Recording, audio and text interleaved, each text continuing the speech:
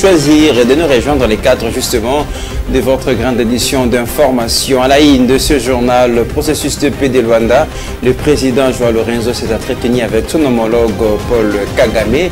En vertu évidemment d'un cessez-le-feu, on en parlera avec précision juste au début de ce journal. Et puis prorogation de l'état de siège pour une nouvelle fois après la plénière qui a eu lieu ce jeudi. On va vous proposer tout ce qui va évidemment avec cette plénière. Avant de terminer ce journal avec un mot de sport, tirage au sort de la Coupe d'Afrique des Nations handball féminin. La RDC qui reçoit cette édition va composer au groupe B avec l'Angola, tenant du titre. Voilà pour l'essentiel et le programme de votre journal. Vous êtes sur la bonne adresse. On a beaucoup de choses à se dire et c'est parti.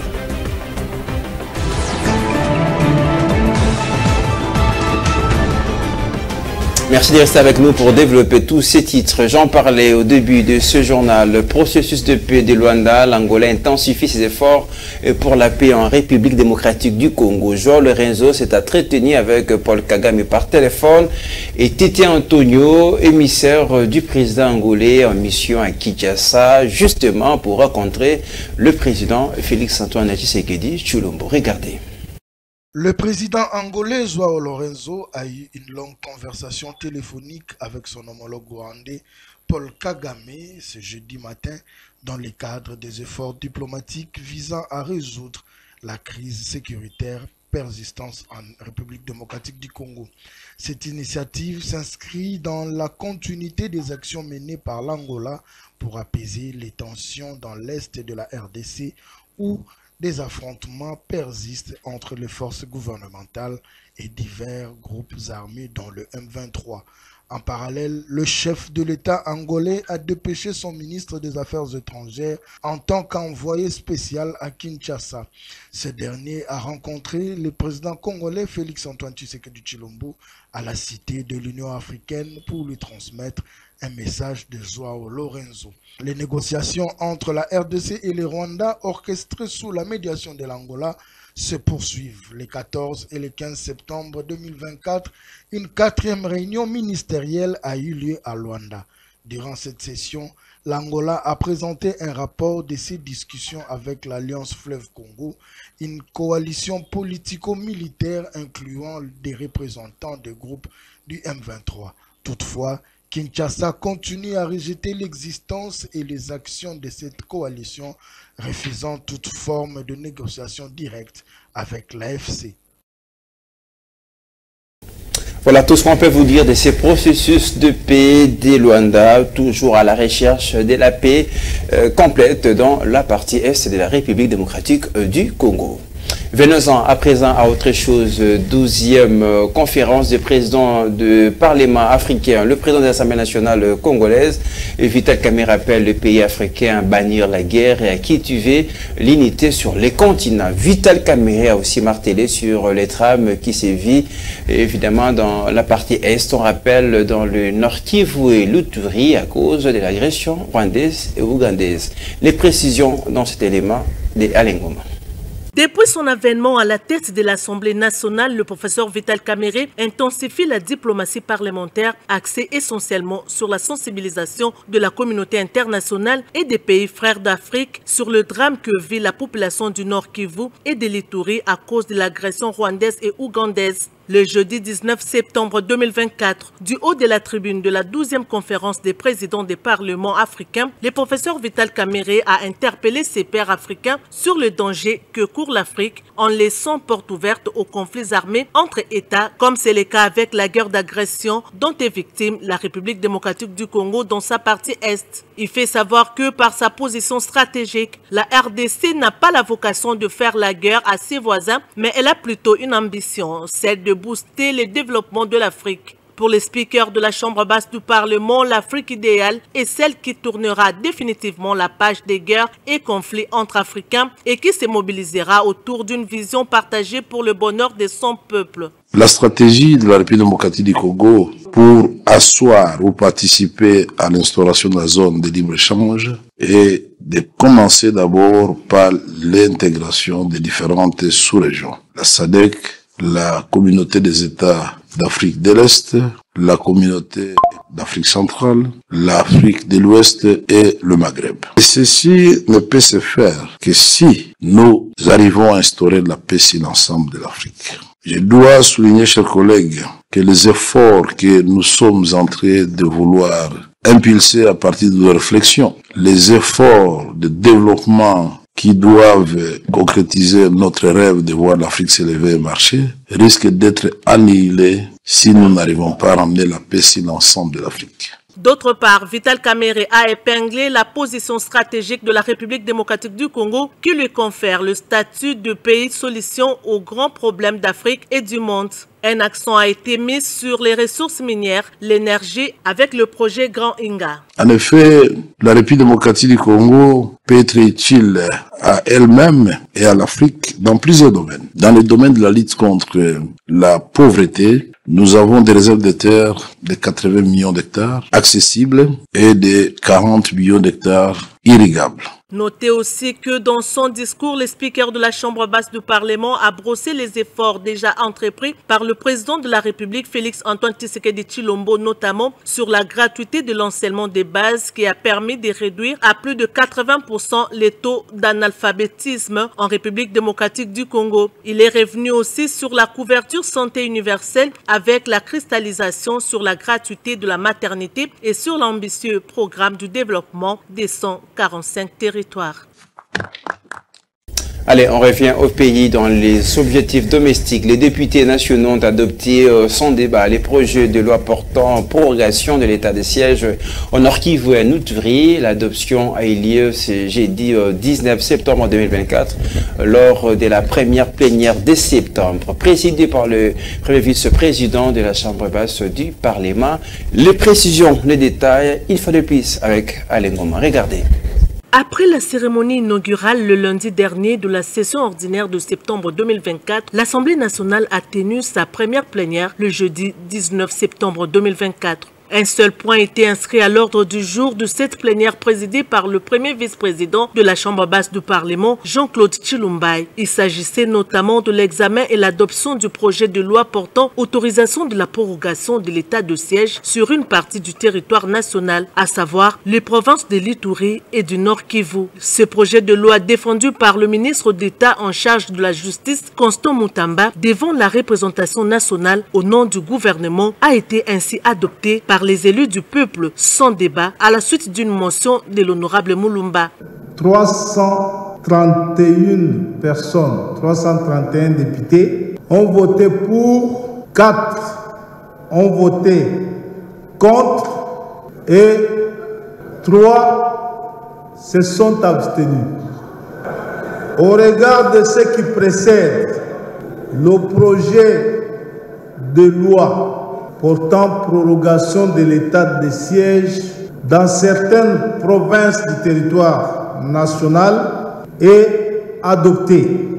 Dans la présentation de ce texte, le Mineta Mutamba a rappelé que l'état de siège avait été proclamé par le président de la République, Félix Antoine Tshisekedi Tshilombo, afin de restaurer la paix dans la partie est du pays en proie à une insécurité chronique. Depuis plus de 2 décennies, la partie est de la République démocratique du Congo est en proie à des atrocités multiples découlant de l'agression dont elle est victime de la part du Rwanda ainsi que de l'activisme des groupes armés, tant locaux qu'étrangers qui opèrent principalement dans les provinces de l'Ituri et du Nord Kivu. Notons que sur les 338 députés présents à l'hémicycle, 331 ont voté pour la prorogation de l'état de siège. Ici de rappeler que la prorogation de ces régimes d'exception est d'une durée de 15 jours, conformément à l'article 144, alinéa 5 de la Constitution de la République. Et puis dans les mêmes ordres d'idées, la 28e prorogation de l'état de siège à Ituri au Nord Kivu a eu lieu sans le député de l'Est dans l'hémicycle. Ces derniers ont évidemment émis le vœu d'abolir l'état de siège car il n'a pas apporté de fruits depuis son installation par le président de la République, Félix Antoine Tshisekedi Tshilombo. Retour en image avec Alain Ngoma une fois de plus. Les députés nationaux ont adopté ce jeudi 19 septembre la 82e prorogation de l'état de siège en Ituri et au Nord Kivu. Cette adoption s'est faite sans les députés du Nord Kivu, Sud Kivu et de l'Ituri. Ces derniers sont sortis de la salle de la plénière en signe de protestation après adoption de la motion d'ordre du député Augustin Mulumba qui avait sollicité que l'examen du projet de la loi sur l'état des sièges se fasse sans débat. Sur 335 députés qui ont pris part au vote, 328 ont voté pour, 4 ont voté contre et 3 votes d'abstention. Ce nouveau renouvellement entre en vigueur dès le 24 septembre prochain pour 15 jours. Le texte a été présenté et défendu par Constant Mutamba, ministre d'État, ministre de la Justice et garde du Sceau. Adopté en première lecture, le texte sera transmis au Sénat pour adoption en seconde lecture. Une fois adopté en des termes identiques, la loi sera envoyée au président de la République pour examen en seconde lecture. Voilà tout ce qu'on peut vous dire en politique dans cette édition d'information. On va poursuivre. L'actualité, c'est aussi la presse congolaise. Clôture du 10e congrès de l'UNPC au centre Nganda, l'instance d'autorégulation de journalistes sera désormais présidée par Kamanda Muzembe. Il a été justement élu avec une majorité écrasante. Le nouveau président de l'UNPC a promis dans ses premiers propos, redonner les lettres des noblesses aux journalistes congolais. On va vous proposer un extrait choisi pour vous par Ruth Dinonzei. Regardez. Je vous dis que je m'engage à défendre la profession qui aujourd'hui n'est plus celle que nous avons connue quand nous sommes entrés dans la corporation. Il faudra rehausser cette corporation. Il faudra redonner ces lettres de noblesse aux journalistes congolais.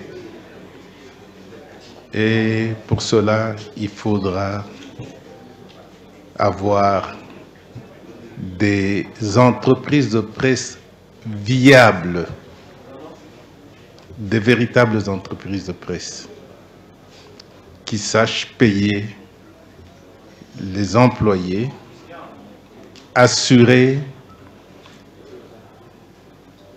le social des employés et de leurs familles.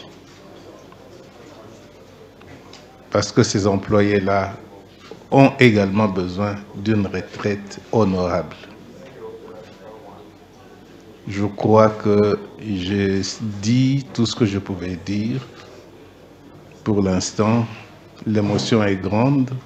Avant de parler sport, on va faire un petit détour dans le social de Congo. Le vendeur ambulant de Kinshasa court de risques énormes pour la vente de jus en plastique et d'autres articles tout en défilant plusieurs véhicules en plein macadam.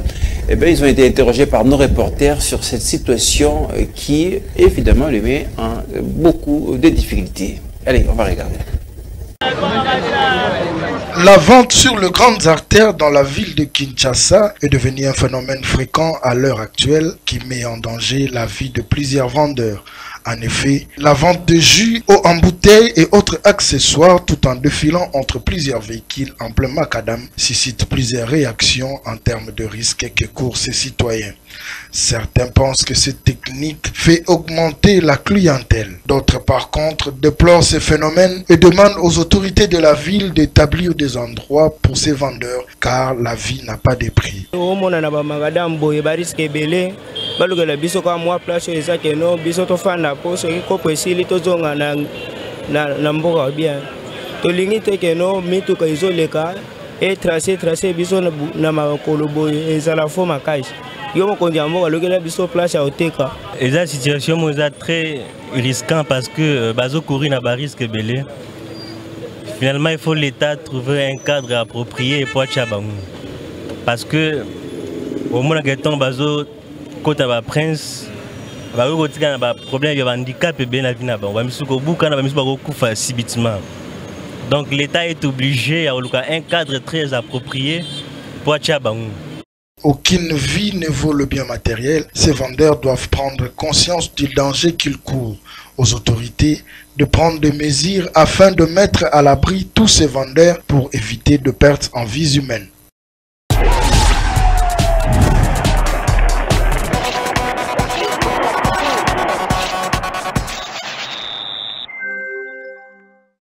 Sport à présent, pour la suite de ce journal, on va commencer avec la Coupe d'Afrique des Nations handball féminine qui aura lieu à Kinshasa. On connaît désormais la composition de groupe à l'issue du tirage au sort organisé le jeudi dernier. Pour ce qui est de la République démocratique du Congo, les FOF congolaises sont logées dans le groupe B avec l'Angola tenant du titre. Au terme du tirage au sort organisé ce jeudi 19 septembre 2024 à l'hôtel Hilton, la Coupe d'Afrique des Nations handball féminine 2024, la RDC est dans le même groupe que le champion en titre, l'Angola.